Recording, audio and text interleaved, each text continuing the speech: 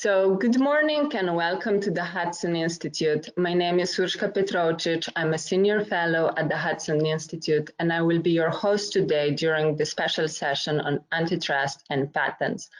I'm honored to be joined by Mr. Bernard A. Nigro Jr., Principal Deputy Assistant Attorney General in the Antitrust Division of the Department of Justice. Mr. Nigro has previously served as the Deputy Director of the Federal Trade Commission's Bureau of Competition. He was a chair of the Antitrust Department of Fried and Frank and a Vice Chair of the American Bar Association section of Antitrust Law. So our discussion today will focus on the evolving relationship between antitrust and patents, which has been at the center of the policy debate for decades now. A patent confers to its holder the right to make an exclusive use of the patented technology for a limited period of time. And this includes the right to exclude competitors from the use of the patented technology. It has been long acknowledged that the ability to enforce patents, including the ability to exclude competitors from the use of the patented technology, is essential to promote innovation. However, antitrust is concerned with exclusion of competition, not with all type of exclusion, but exclusion that results from anti-competitive practices. So back in the days, some commentators have questioned whether there is some form of inherent conflict between the two bodies of law, given that one gives the right to exclusion and the other is concerned with exclusion. By now, we have reached the agreement that actually the two bodies of law are not in conflict with each other. They're actually complementary because they both seek to achieve the same goals.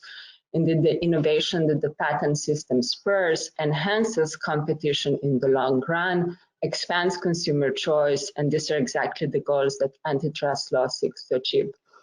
Despite this agreement that the two bodies of law are not in contradiction with each other, there are still some open questions regarding the limits that antitrust law poses on the exercise of patent rights.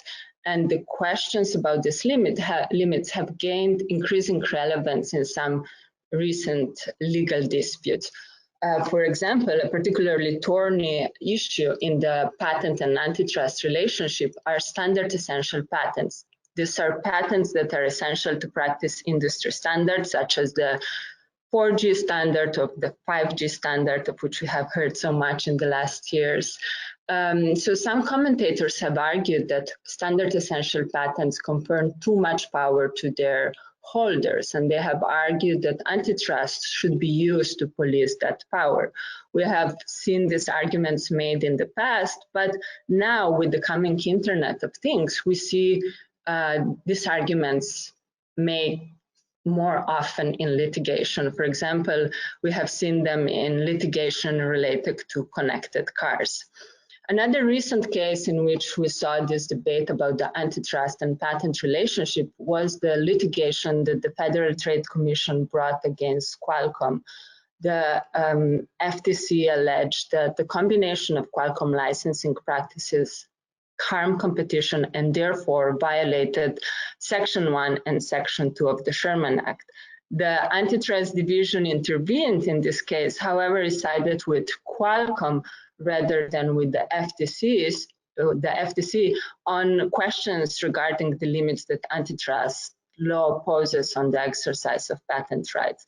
So as you can see, although it's a topic that has been debated for many years, there are still many questions open, and they have very important practical implications. That's why I'm really excited to have today with us Mr. Nigro, who will talk about the recent developments in this field. So Mr. Nigro, welcome. It's great to have you here. So thank you for hosting this conference during these challenging times. I'm looking forward to our conversation. Great. So let me first start with a very general question about the topic that we have been all talking about in the last months. This is COVID-19. So the pandemic has changed the way we live our lives, and I'm sure it has also had an impact on the work of the Antitrust Division. I know you have been very busy in this month. Could you tell us what the Antitrust Division has been focusing on in the last months? Thank you, Urška. Yes. So as you can see, I'm in my office. We have been very busy.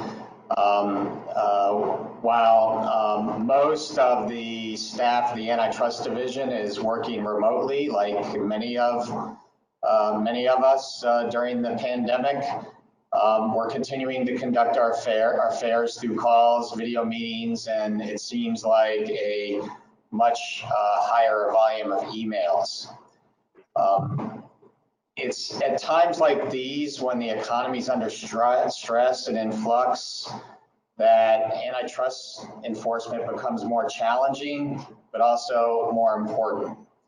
It's more challenging because part of our job requires us to anticipate future competitive effects, which is not an easy task during stable times, and is certainly more difficult during transitional times like these, although I'm confident that we're up to the task.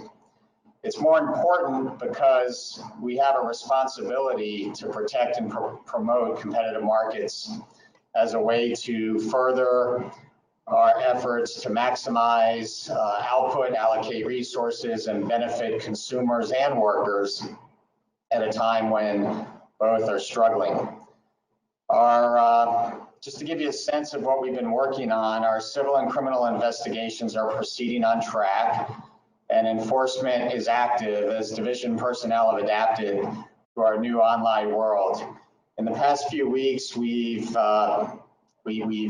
made decisions on a number of transactions. Dean Foods sale to Dairy Farmers of America is one that was especially hit hard as a result of the pandemic and the closure of the schools and institutions. Dean Foods was already in bankruptcy, and its liquidity situation was exacerbated by the unexpected pandemic. We reviewed the proposed merger of Cengage and McGraw-Hill, two of the largest textbook companies. That merger did not proceed. The parties eventually abandoned it because of concerns that we had with that combination. Novellus is another matter where we had a first of its kind arbitration on market definition, and that divestiture has moved forward. And then the last of the merger cases on the civil side, UTC Raytheon, involved divestitures, including complete structural relief addressing a vertical issue. On the criminal side, we've had a number of prosecutions with the Florida cancer specialist, which was alleged to have engaged in market allocation. They paid a $100 million penalty and agreed to waive certain non-compete provisions in their contracts. Apotex is another one that grew out of our generic pharmaceutical investigation. That resulted in a $24.1 million penalty and a deferred prosecution agreement. And we also finally filed the last of our Clayton Act Section 4A Korea Fuels matters. So we've been busy. We have others that are in the pipeline and should be announced soon. One of the challenges that we've had on the criminal side is just a procedural challenge, and has to do with the inability to interview witnesses in person or to get in front of grand juries. So we're having to think through how to sort of compensate for that issue as the shutdown of the courts and government agencies continues. On the other hand, COVID has not stopped us from hiring and onboarding new lawyers. So we're bringing, as well as economists and legal assistants, including those working on our various technology platform investigations. And we're also getting more comfortable taking depositions remotely. We're trying new technology on that front, and so far it seems to be working relatively well, which is comforting because it will allow us to continue to move forward with our important HSR investigations. We managed overnight to convert what has been for years a paper HSR process to an electronic process. It's about time, and so I was glad to see that that happened without any problem within essentially 24 hours. Unfortunately, however, the reality is that the deal flow is way down, and so we're hoping that that things pick up as the economy begins to restart. The other thing that we're dealing with are new arguments that we've had to consider with COVID-19 and its effect on short-term and long-term competition. As I mentioned before, with the Dean Foods bankruptcy, there's no question that COVID had a pretty substantial impact on their situation. Cash flow was severely reduced with the closing of the schools and institutions, which created or exacerbated the financial crunch that Dean Foods was facing. In other matters, we're hearing about both short-term and long-term consequences as a result of COVID. And, you know, that can cut in two directions. In some cases, the effects of COVID could end up compromising the ability of smaller, weaker firms to compete, which would make a merger involving larger firms more problematic, not less. It also could compromise the ability of larger firms to compete and make it less likely that entry would occur in situations where we're worried about a loss of competition from a merger. So all of that is to say the effect of COVID on business and on the competitive dynamics is a fact that needs to be considered in the overall analysis, but it does not mean in any respect that the antitrust law should be relaxed or that its effect on competitive dynamics is uniform. It's just as easy to imagine COVID increasing antitrust concerns with some deals as it is to imagine that COVID substantially compromising the viability of firms relative to the competition. Finally, our mix of work has changed. Importantly, the division has been working with private parties and other agencies, including FEMA, HHS, the Department of Agriculture, and the PTO to support efforts to address COVID-19.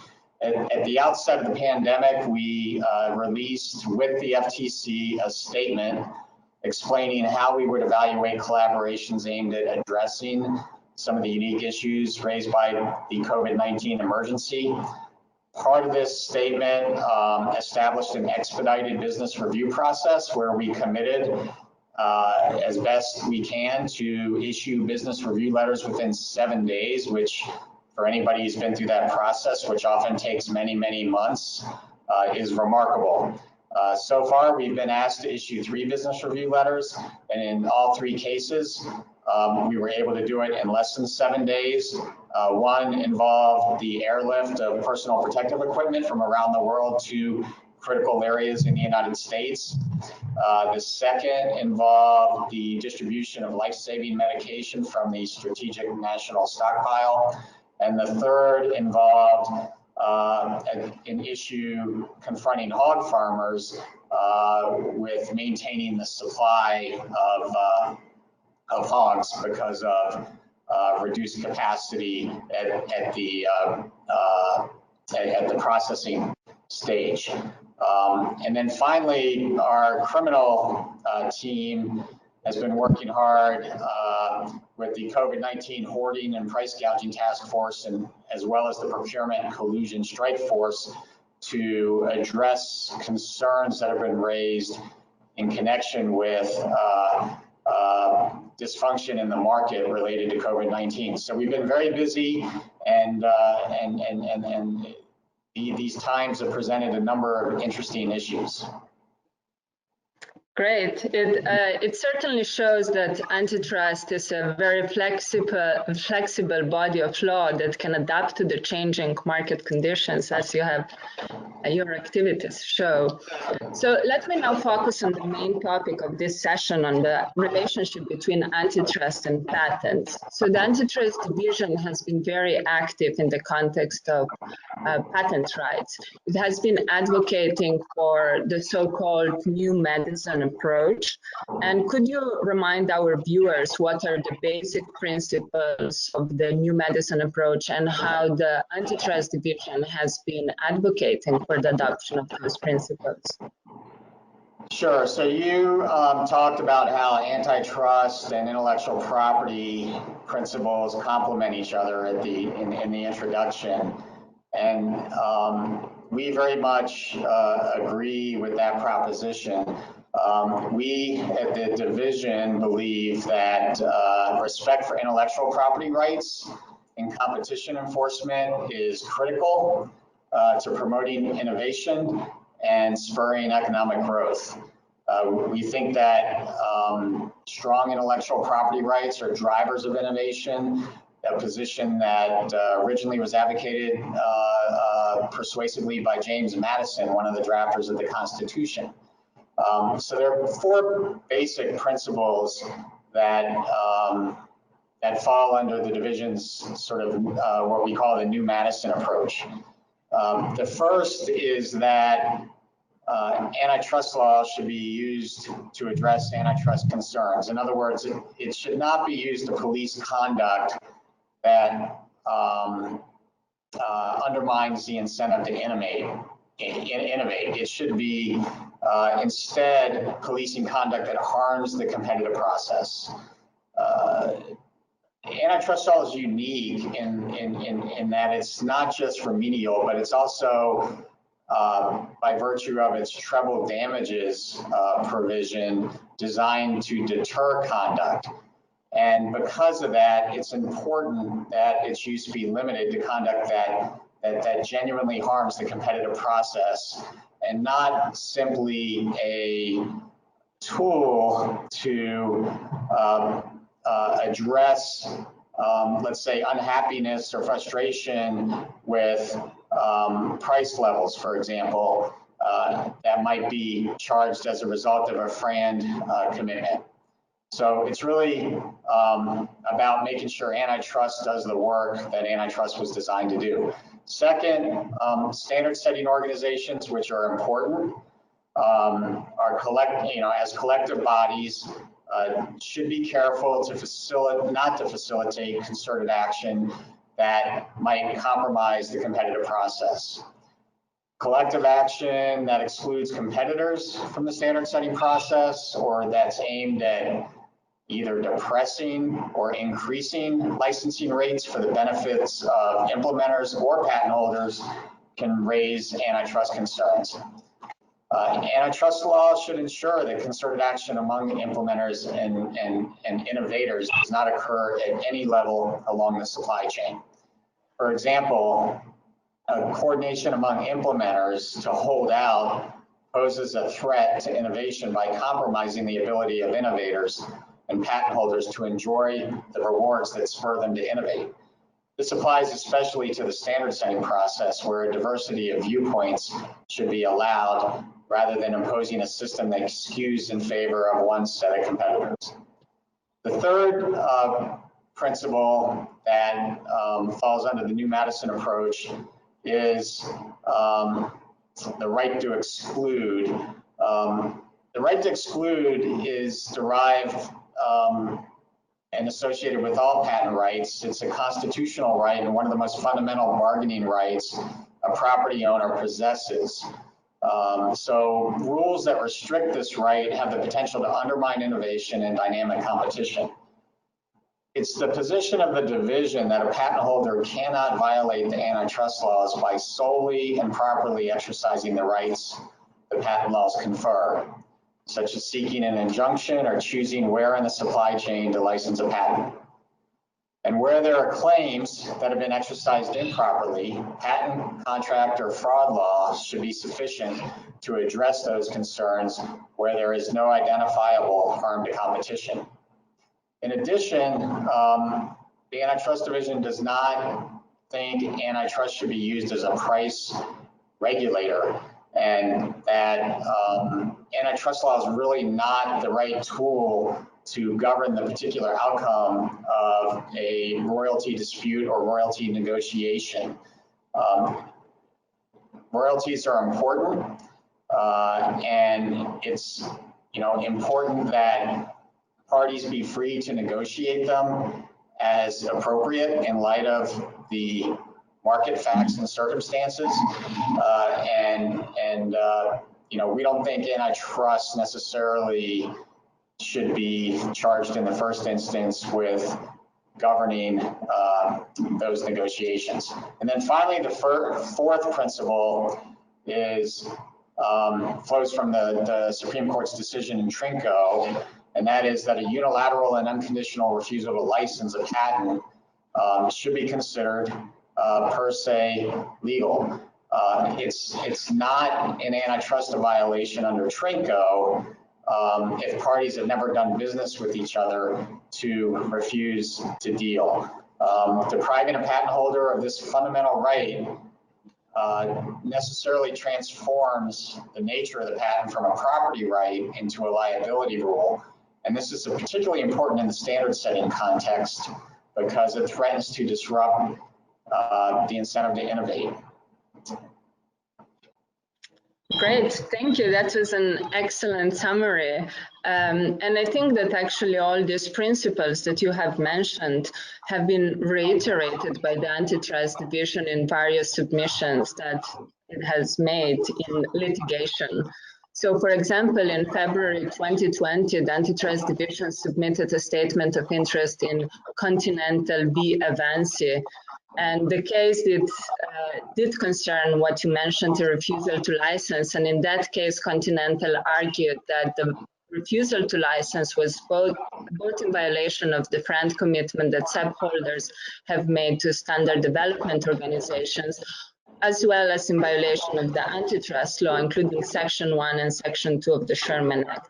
And the Antitrust Division, in its statement of interest, urged the District Court to dismiss the antitrust claims based on Section 2 of the Sherman Act. Could you tell us what the Antitrust Division main argument was in that case? Sure, that's an interesting case, and it's also a good example of some of the new Madison principles I just described. A central point of the brief in that case, as you noted, is that an antitrust cause of action premised solely on a refusal to abide by a commitment to license on FRAND terms, that's fair, reasonable, and non-discriminatory terms, would be inconsistent with U.S. antitrust law. The division's view is that that's a breach of one's contractual obligations and therefore is a straight up contract law problem, not an antitrust law problem. The brief went on to explain that antitrust law does not require a licensor to license on a licensee's preferred terms, and that the antitrust laws should not be used to regulate pricing levels, which in many cases when parties can't agree, it's because they're disagreeing about the level of the price. That by itself is not necessarily harm to competition. It's a product of a dispute over what an appropriate price is under the umbrella of a FRAND commitment. So rather than focusing on price, we think that antitrust law should be used in a way that focuses its consideration on whether the conduct by the patent holder harms competition. So one of the things that Continental alleged is that the SEP holders, the standard essential patent holders, concealed their intent from the standard development organizations that they would refuse to license some suppliers or charge rates that were higher than maybe some of the implementers expected. They alleged that those actions amounted to illegally maintaining monopoly power that the defendants initially obtained when their patented technologies became standardized. The division took the view in the brief that Continental's allegations regarding deception during the standard setting process should fail because commitments to license at a fair and reasonable rate are too indefinite to be capable of being misrepresented in a way that can materially harm the competitive process. The commitment to license at FRAND is a contractual commitment, as I said before, and does not convert to an antitrust offense solely based on the patent holder's intent to maximize what it seeks to charge consistent with its FRAND commitment. So any other outcome would necessarily require the courts to impose their own sense of FRAND for that of the market under the guise of antitrust law. Yeah.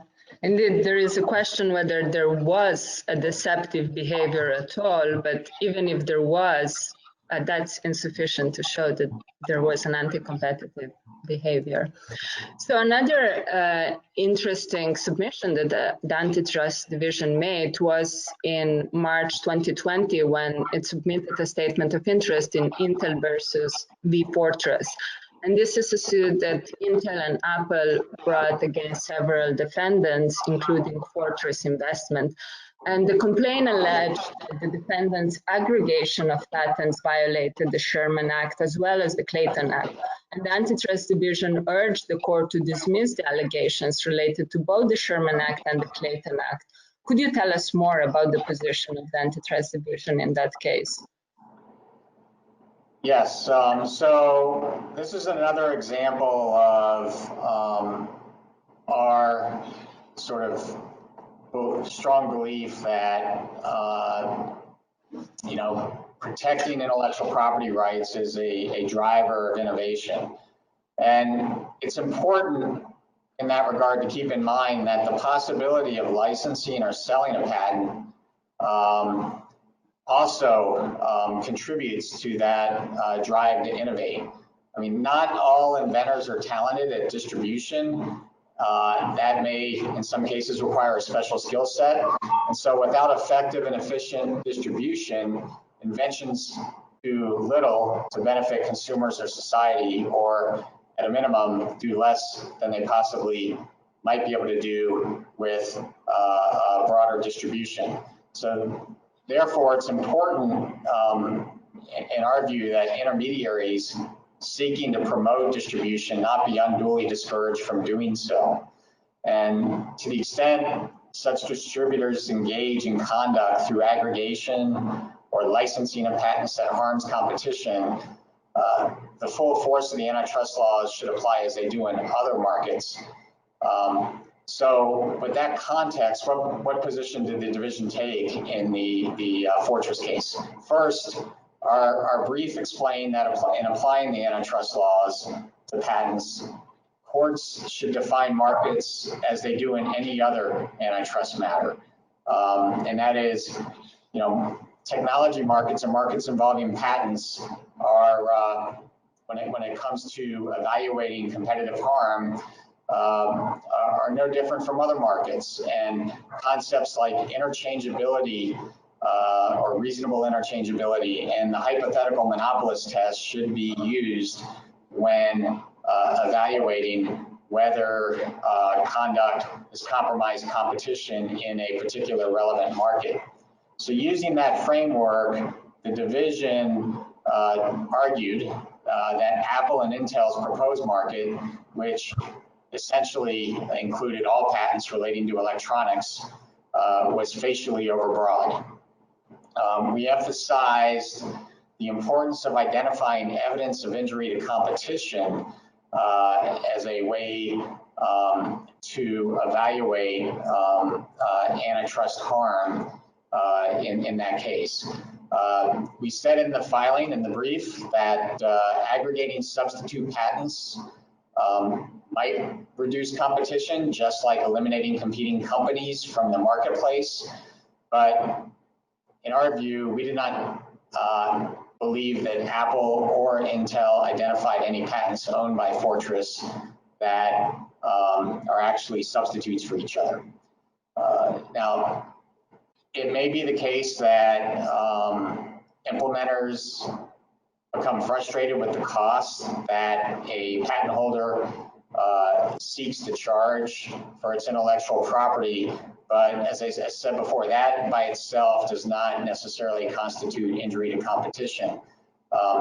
Finally, the division mentioned at the end of the brief the application of the Norr-Pennington doctrine to the case, and noted that while enforcing one's patent rights, and in particular the right to exclude, would generally be covered by Norr-Pennington. Norr-Pennington would not cover the acquisition of the patents, the aggregation of the patents that actually occurred, and that it's important to distinguish between the two. There's no petitioning activity associated with the acquisition or aggregation of patents, but there is petitioning activity associated with seeking to enforce them in a court of law. Yeah, I was saying it will be interesting to see what the court will say. Another important case in which the Antitrust Division intervened is the case that we have mentioned earlier, HTCV Qualcomm. And in that case, the FTC alleged that the combination of Qualcomm licensing practices violated the Sherman Act. That included the so-called no-license or chip policy, the refusal to license, and in May 2019, the district court issued a decision in which it agreed with the FTC. The case is now on appeal. The Ninth Circuit heard appeal earlier this year, and the Antitrust Division intervened in many instances in this case, and as I mentioned earlier, siding with Qualcomm rather than the FTC. Could you tell us what were the Antitrust Division's main concerns in this case? So to start, this was a bit of a unique situation in several respects. First, it's really unusual for the Antitrust Division to be on the opposite side of an issue from our colleagues at the Federal Trade Commission. Much more typically, we work side by side with them, as we're doing in a couple of cases before the 11th Circuit, the Smile Direct cases, and as we do in other matters. So for us to be on the other side of an issue from the FTC is not something that we take lightly. The Qualcomm complaint advanced, in our view, a somewhat novel theory involving Qualcomm's refusal to license component makers and its other standard essential patent licensing practices. The FTC filed the case following a deeply divided 2-to-1 commission vote on just a few days before the transition to the new administration.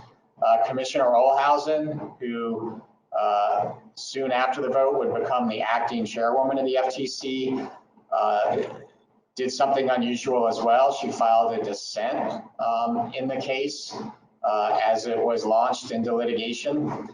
And then the story becomes more interesting because the FTC's current chairman, as well as some senior officials, were also recused from the case, as is the Assistant Attorney General for the Antitrust Division. And one of the current commissioners openly criticized the case in the press. So that left 4 unrecused commissioners who as best I can tell, are split as to how to handle the case, and created sort of a highly unusual situation where the staff was responsible for litigating a case that likely may not have been brought by the current commission.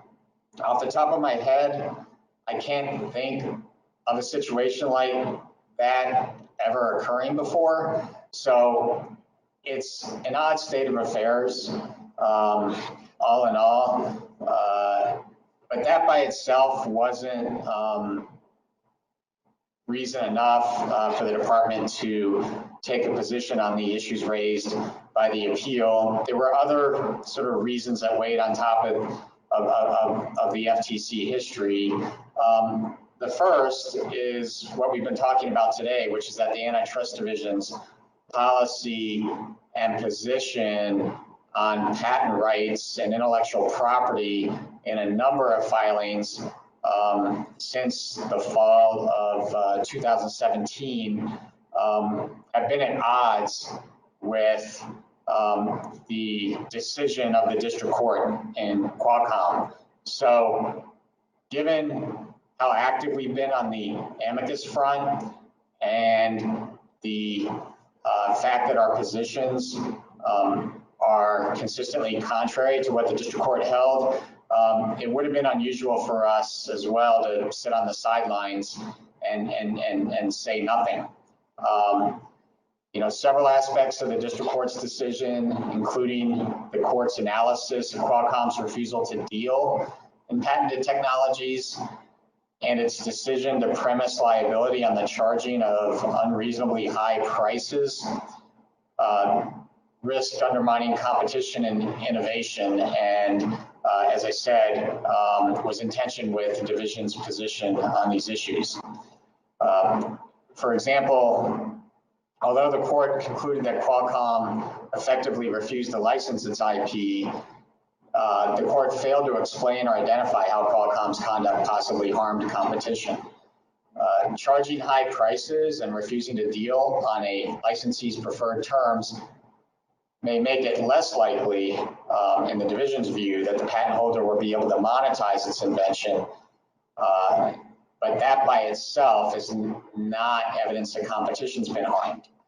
Second, and this is also important, as explained in the affidavits filed in the Ninth Circuit, senior officials of both the Department of Defense and the Department of Energy were very concerned that the district court's expansive global remedy, which required the compulsory license of Qualcomm's patents, could diminish Qualcomm's competitiveness in emerging 5G technologies and impair national security.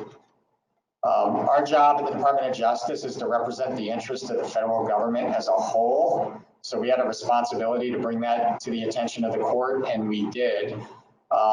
We had originally sought to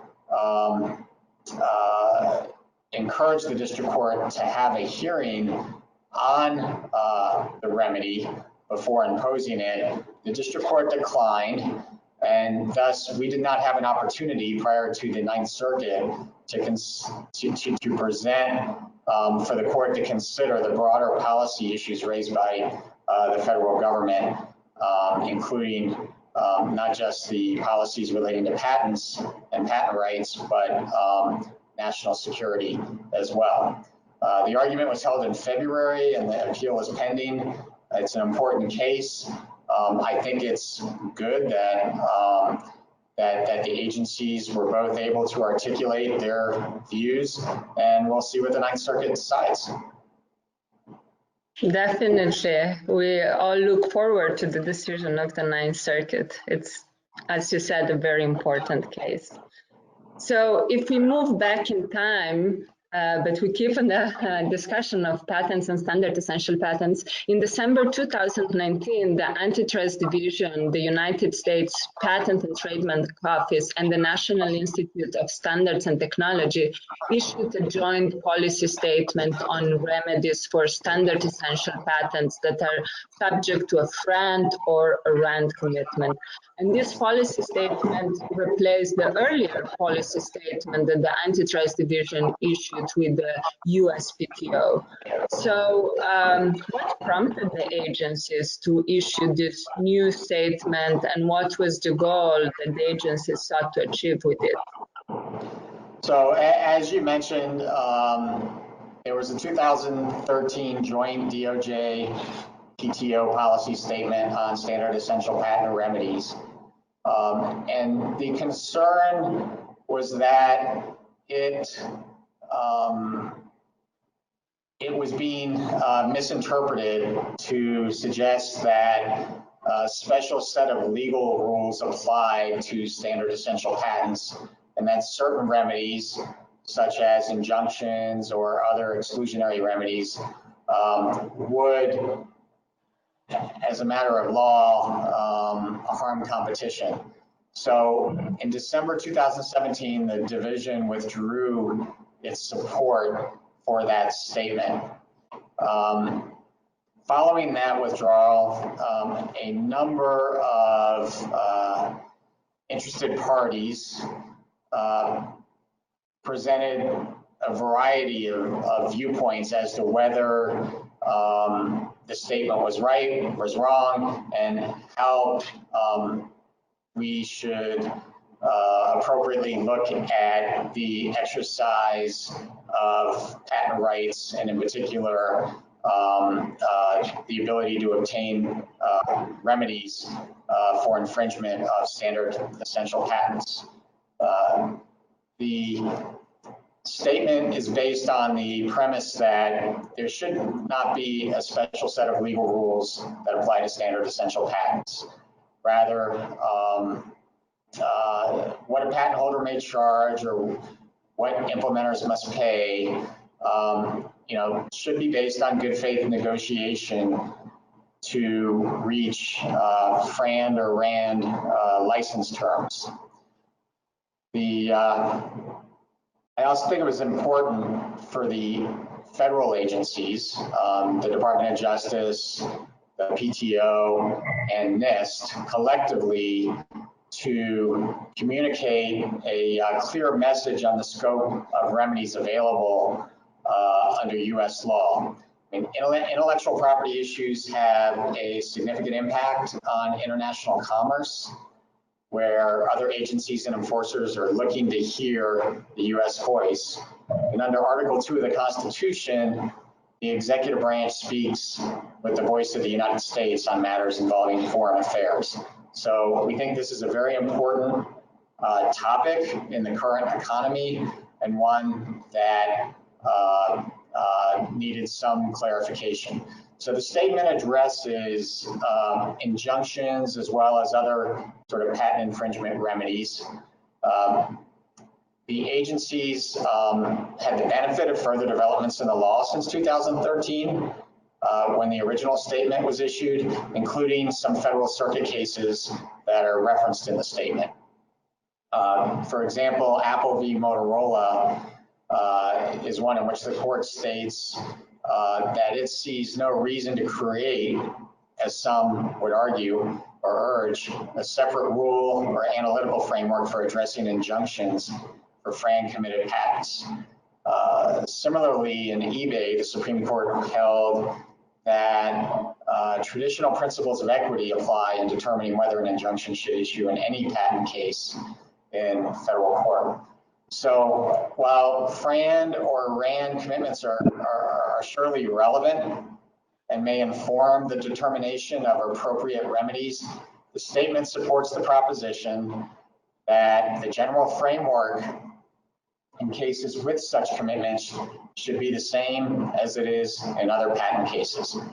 Thus, without endorsing a particular damages formula, the agencies clarify that when damages for infringement of standard essential patents are at issue, there also should not be a special set of remedies or rules, and all remedies, including injunctive relief, should be available if warranted by the facts. So we, along with the USPTO and NIST, plan to continue to work to ensure that these policies are indeed balanced, clear, and provide appropriate incentives for competition and innovation. Yeah, I think it was a very important clarification about the availability of injunctions. It's perhaps also worth pointing out that although some commentators have argued that injunctions are dangerous, they can confer undue bargaining power to the subholders. No company has obtained and be able to enforce an injunctive relief against an infringer of standard essential patents. So yeah, I think it was very important to rebalance the discussions about the remedies.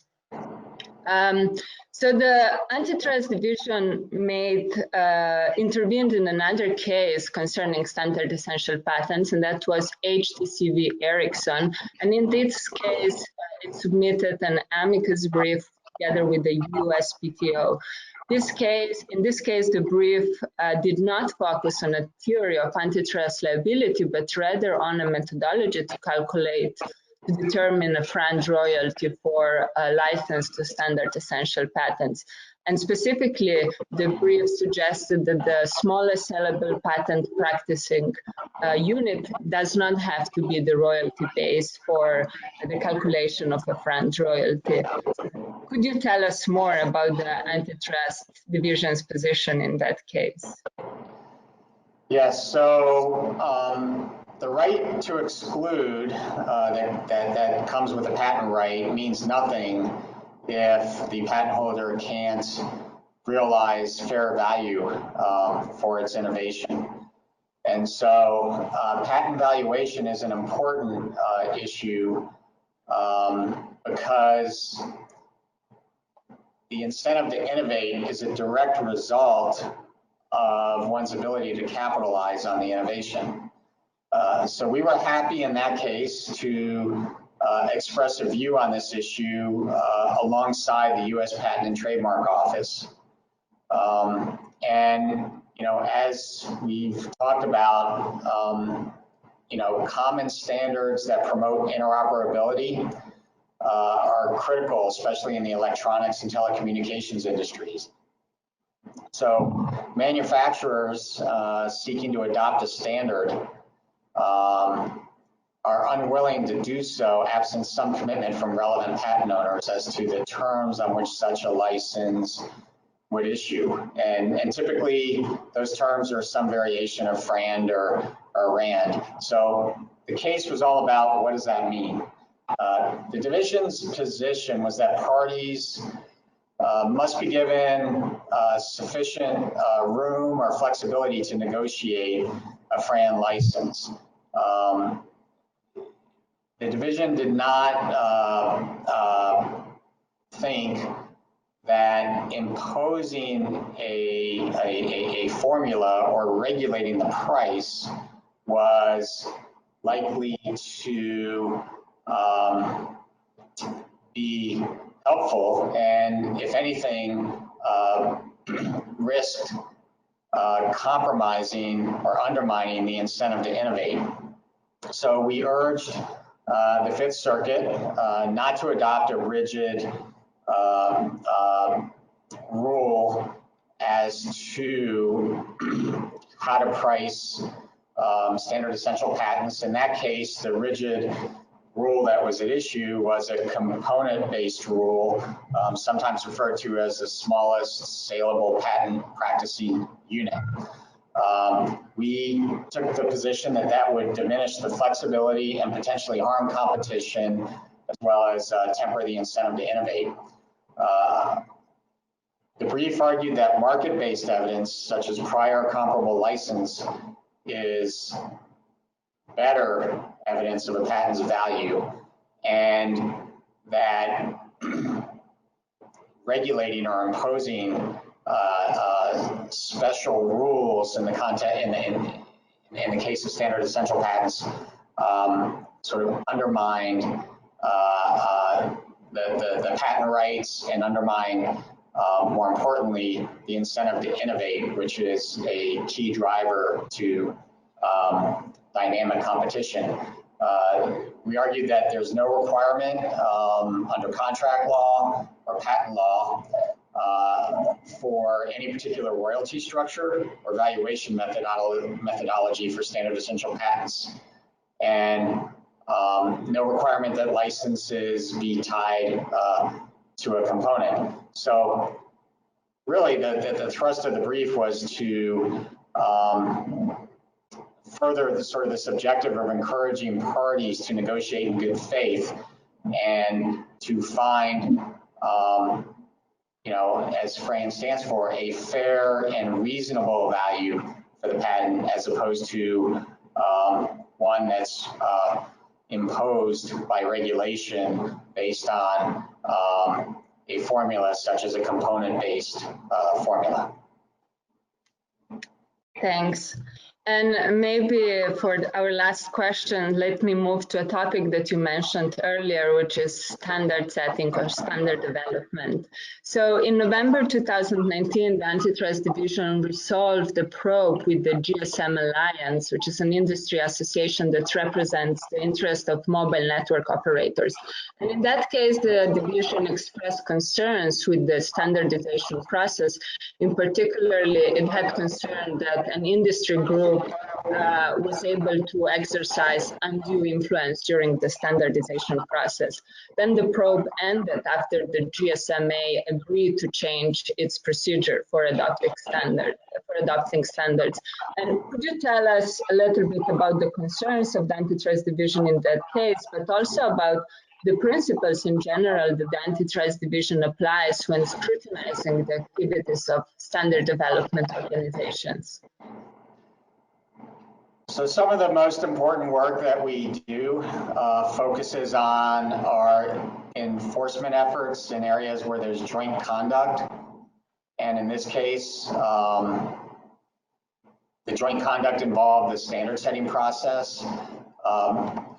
We become concerned when individuals or companies coordinate with the goal of compromising competition, foreclosing competitors, and so on.